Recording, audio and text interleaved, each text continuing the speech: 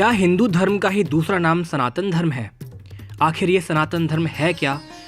क्या सच में कोई धर्म रहा है भारत के इतिहास में जिसको लोग सनातन धर्म कहते थे? अपेक्षाकृत हाल तक हिंदू सिंधु के पूर्व में रहने वाले लोगों के लिए एक फारसी नाम था। फारसी भाषा में स की जगह ह इस्तेमाल करने का प्रचलन बहुत पुराना है और इतिहास में लोगों को रिलीजन से ज़्यादा उनके ज्योग्राफिकल एरिया से पहचानने का चलन भी बहुत पुराना है। इसलिए अरबी, तुर्की, ताजिक, हिंदू जैसे शब्द प्रचलन में आए जो लोगों की भौगोलिक पहचान थे।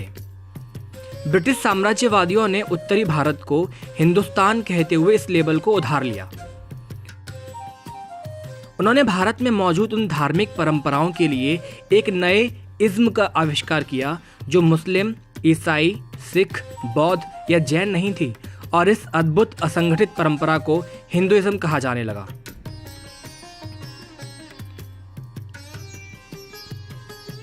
राजा राम मोहन राय जैसे कुछ भारतीय सुधारकों ने इस हिंदू धर्म शब्द को अपनाया और अपने कार्यों में इस्तेमाल भी किया।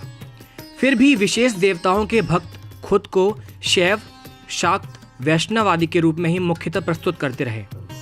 थियोसॉफिस्ट एनी बेसेंट सहित अन्य कई विद्वानों ने भी एक संस्कृत शब्द की तलाश की जो भारत में मौजूद इस वृहद दार्शनिक और धार्मिक परंपरा को परिभाषित कर सके, जिसका कोई एक संगठित नाम नहीं दिखता। सनातन धर्म, जिसका अर्थ अनंत या शाश्वत परंपरा जैसा कुछ है, ऐसा वाक्यांश वेदों में नहीं पाया जाता है।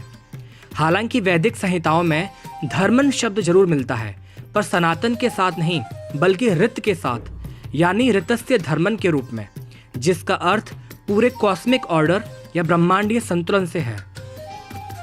सारे देव, मानव, पशु, पक्षी और यहाँ तक कि प्रकृति भी इस ब्रह्मांडीय संतुलन का हिस्सा है और इसको बनाए रखने में अपनी अपनी भूमिका निभा रहे हैं।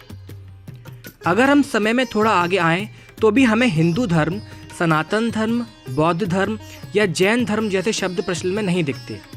अभिलेखों और प्राचीन साहित्य के आधार पर बात करें तो भारत में मौजूद दार्शनिक और धार्मिक परंपरा को हम मूलतः दो भागों में बांटकर देख सकते हैं। ब्राह्मण परंपरा यानी वो लोग जो वैदिक संहिताओं में विश्वास रखते थे, इनके कर्मकांड और दर्शन वेदों को मान्यता देते थे। दूसरा श्रमण परंपरा, जिनमें उन सभी धार्मिक और दार्शनिक धाराओं को रखा जाता था जो वेदों की सत्ता और महत्ता को नहीं मानते थे। उनका दर्शन संसार, कर्म और मोक्ष जैसी शब्दावली के आसपास घूमता था। कंपाउंड के रूप में या एक दूसरे के साथ सनातन धर्म का पहला साहित्यिक प्रमाण बौद्ध ग्रंथ महावग्गा में है, जो सुत्त निपात का तीसरा भाग है, जहां सनातन धर्म का उल्लेख सुभाषित सुत्तम नामक खंड में किया गया है।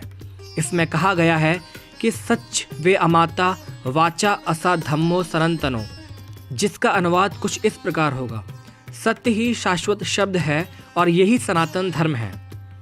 ऐसा ही एक सिमिलर यूज हमें महाभारत में भी देखने को मिलता है। यहाँ संस्कृत में कहा गया है धर्म एषः सनातनः, जो पाली भाषा के असा धम्मो सनातनों से काफ़ी मिलता जुलता है और कहीं ना कहीं ये इशारा करता है कि भारतीय उपमहाद्वीप में जन्मे धर्मों और दर्शनों की शब्दावली शेयर्ड रही है और ऐसे ही बहुत से विचार और कॉन्सेप्ट रहे जिनका किसी एक धर्म से नहीं बल्कि पूरे भारतीय संस्कृति से संबंध रहा। महाभारत में कुल मिलाकर 157 बार सनातन धर्म कंपाउंड का उपयोग होता है, लेकिन वह ऐसे गुणों के लिए है जो सामाजिक स्थिति से परे है और सभी पर समान रूप से लागू होते हैं।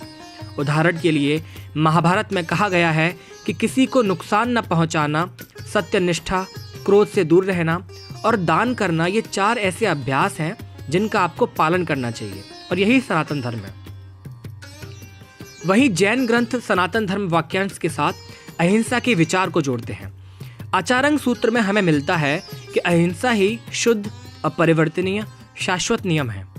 तो कह सकते हैं कि किसी चीज या विचार के सनातन या शाश्वत होने का सिद्धांत विशेष रूप से हिंदू नहीं है, न ही धर्म के रूप में इसका आरंभ वेदों से है।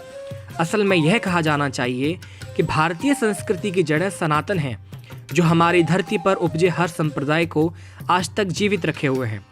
यह हमारा सनातन धर्म है कि हम विचारों, ज्ञान और मान्यताओं के आदान प्रदान की संस्कृति को जिंदा रखें। सनातन धर्म या परंपरा किसी एक शास्त्र में नहीं बसती, ये तो भारतीय जनता के अनंत जुड़ाव की साक्षी है। अगर आपको ये वीडियो पसंद आई हो तो वीडियो को लाइक कीजिए, अधिक से अधिक शेयर कीजिए। अगर अभी तक आपने चैनल को सब्सक्राइब नहीं किया है तो चैनल को सब्सक्राइब कीजिए। धन्यवाद।